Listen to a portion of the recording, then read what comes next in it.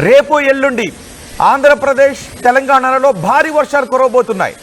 దీనికి కారణం నైరుతి ఋతుపవనాలతో పాటు బంగాళాఖాతంలో ఏర్పడిన అల్పపీడన ప్రభావం.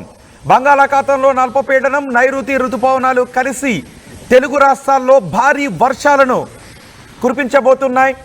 మరోవైపు బంగాళాఖాతంలో ఏర్పడిన అల్పపీడనంపై వాతావరణ శాఖ ఎప్పటికప్పుడు ట్రాక్ చేస్తుంది, ఆ సమాచారాన్ని అందిస్తూనే ఉంది. అల్పపీడన ప్రభావంతో తెలంగాణలో భారీ వర్షాలు కురుస్తున్నాయి.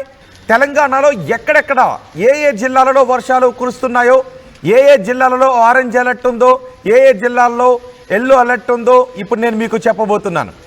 ఉత్తర తెలంగాణ జిల్లాలకు ఆరెంజ్ అలర్ట్ జారీ చేశారు. మరో 14 జిల్లాల్లో ఎల్లో అలర్ట్ జారీ చేశారు. జగిత్యాల, రాజన్న సిరిసిల్ల జిల్లా, సిద్దిపేట, జనగాం జిల్లాలలో అతి భారీ వర్షాలు కురిసే అవకాశం ఉందని వాతావరణ శాఖ అధికారులు చెప్తున్నారు.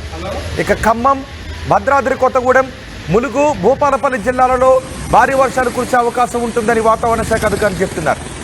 ఇక ఆంధ్రప్రదేశ్లో చూస్తే ఆంధ్రప్రదేశ్లో కూడా పలు జిల్లాల్లో మోస్తరు నుంచి భారీ వర్షాలు కురిసే అవకాశం ఉంది. ఏ జిల్లాల్లో ఈ వర్షాల ప్రభావం ఉంటుందో ఆంధ్రప్రదేశ్లో చెప్తున్నాను.